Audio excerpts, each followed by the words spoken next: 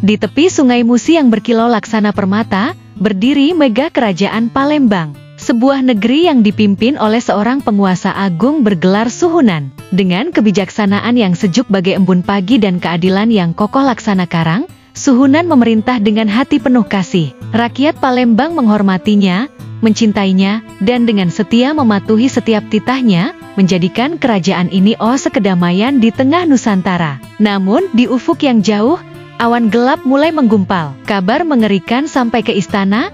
Armada Kompeni Belanda, yang terkenal dengan keserakahan bak serigala dan kekejaman yang mencekam, tengah berlayar menuju Palembang untuk menaklukkannya. Tanpa ragu, Suhunan memerintahkan seluruh kekuatan kerajaan bersiaga. Rakyat Palembang, dengan jiwa membara, bersatu di belakang pemimpin mereka, bersumpah untuk mempertahankan tanah air dengan darah dan nyawa, menolak cengkeraman penjajah. Untuk memperkuat barisan pertahanan, Suhunan memanggil 3 kesatria perempuan legendaris, Putri Kembang Mustika, yang anggun namun mematikan, Putri Darah Putih, yang penuh semangat dan tak kenal takut, serta Putri Iran, yang kesaktiannya menggetarkan hati musuh. Ketiganya adalah pahlawan yang namanya menggema di seluruh negeri, dan Suhunan mengangkat mereka sebagai pengawal pribadinya, menyerahkan kepercayaan besar untuk melindungi tahta dan rakyat. Benteng-benteng Palembang diperkuat, pedang dan tombak diasah. Sementara meriam-meriam raksasa disiagakan di tepi Sungai Musi,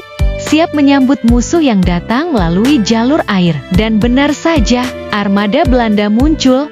Kapal-kapal besar mereka membelah ombak dengan kesombongan. Namun Palembang tak gentar. Meriam-meriam mengguntur, melepaskan peluru-peluru yang menghancurkan kapal musuh. Di bawah komando Suhunan, serangan bertubi-tubi dari pasukan Palembang memaksa Belanda mundur dalam kepanikan, meninggalkan Sungai Musi dalam kobaran kekalahan. Sorak kemenangan menggema, rakyat yakin musuh tak akan kembali. Namun, harapan itu sirna. Sebulan kemudian, armada Belanda kembali dengan kekuatan yang jauh lebih besar.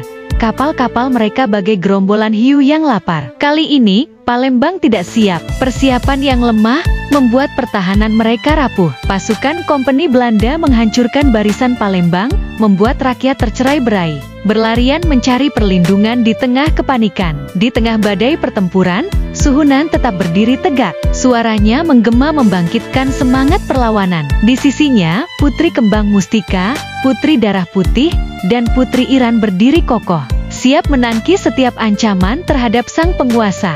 Putri Kembang Mustika, dengan kesaktian yang bagaikan legenda, menjadi pusat perhatian. Ketika peluru meriam musuh meluncur bagai kilat, ia bergerak laksana angin, menangkap setiap proyektil dengan tangan kosong. Pasukan Belanda terpana, tak percaya menyaksikan keajaiban ini. Berkali-kali mereka menembak, namun Putri Kembang Mustika tak pernah goyah. Persediaan peluru musuh menipis, dan serangan balik Palembang semakin menggila. Akhirnya, Belanda mundur lagi, terpukul oleh keberanian dan kesaktian Palembang. Suhunan, penuh kebanggaan, memuji kehebatan Putri Kembang Mustika. Dalam sebuah upacara megah, ia mengangkatnya sebagai saudara Putri Darah Putih dan menganugerahinya gelar Ratu Agung, sebuah penghormatan yang menggema di seluruh kerajaan. Palembang kembali damai, dan Suhunan memerintah dengan kebijaksanaan yang terus memuliakan rakyatnya. Namun, di balik kedamaian itu, benih pengkhianatan mulai tumbuh. Adik kandung Suhunan, yang hatinya dirasuki iri dan ambisi, merancang siasat licik untuk merebut tahta. Dalam kegelapan malam, ia menulis surat rahasia kepada kerajaan Belanda, mengungkap kelemahan Palembang, dan menjanjikan bantuan dari dalam untuk menjatuhkan kerajaan. Sebagai imbalan, ia menuntut mahkota Suhunan untuk dirinya sendiri. Belanda, yang masih meradang atas kekalahan mereka, segera bertindak. Mereka menyiapkan armada baru dengan siasat licik. Meriam mereka diisi buntalan ringgit yang disamarkan sebagai peluru, dirancang untuk memecah fokus rakyat Palembang. Sementara itu, di dalam kerajaan, adik Suhunan mengganti peluru meriam dengan buah jeruk yang dibentuk menyerupai amunisi, melemahkan pertahanan Palembang dari dalam. Ketika armada Belanda tiba kembali, Suhunan memerintahkan pasukannya bersiaga. Meriam-meriam ditembakkan, namun para prajurit terperanjat. Tembakan mereka hanya melepaskan buah jeruk yang tak berdaya. Di sisi lain, buntalan ringgit yang ditembakkan Belanda membuat rakyat kalap, berebut harta, dan melupakan tugas pertahanan. Kekacauan melanda, dan pasukan Palembang hancur lebur. Di tengah krisis, Putri Kembang Mustika, Putri Darah Putih, dan Putri Iran bertindak cepat. Dengan keberanian luar biasa, mereka mengungsikan Suhunan ke tempat aman, diikuti oleh kerabat dan prajurit setia. Istana ditinggalkan kosong, hanya menyisakan adik Suhunan yang dengan congkak menyambut kedatangan Belanda.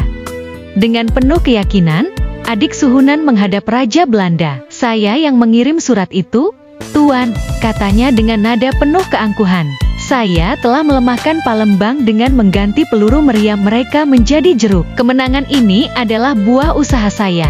Angkatlah saya sebagai Suhunan yang baru." Raja Belanda hanya mencibir penuh hina. "Engkau pengkhianat yang tega menjual saudara dan negerimu demi kekuasaan.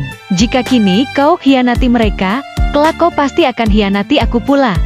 Dengan nada dingin, ia memerintahkan prajuritnya menangkap si pengkhianat. Adik Suhunan yang bermimpi menjadi penguasa, kini hanya bisa menyesali nasibnya. Hukuman pancung mengakhiri hidupnya, meninggalkan nama yang tercemar selamanya. Sementara itu, Ratu Agung, Putri Kembang Mustika, kembali ke Sukadana atas izin Suhunan. Di sana, ia disambut sebagai pahlawan, sosok perempuan gagah berani yang kesaktiannya menyelamatkan Palembang. Hingga akhir hayatnya, ia hidup di tengah penghormatan warga Sukadana, dan kisah kepahlawanannya dikenang sebagai legenda abadi. Pesan abadi dari kisah ini adalah pengkhianatan adalah luka yang tak pernah sembuh, mencoreng nama pelakunya hingga akhir zaman. Sebaliknya, keberanian dan kesetiaan seorang pahlawan akan bersinar selamanya, menginspirasi hati setiap generasi yang mendengar kisah mereka.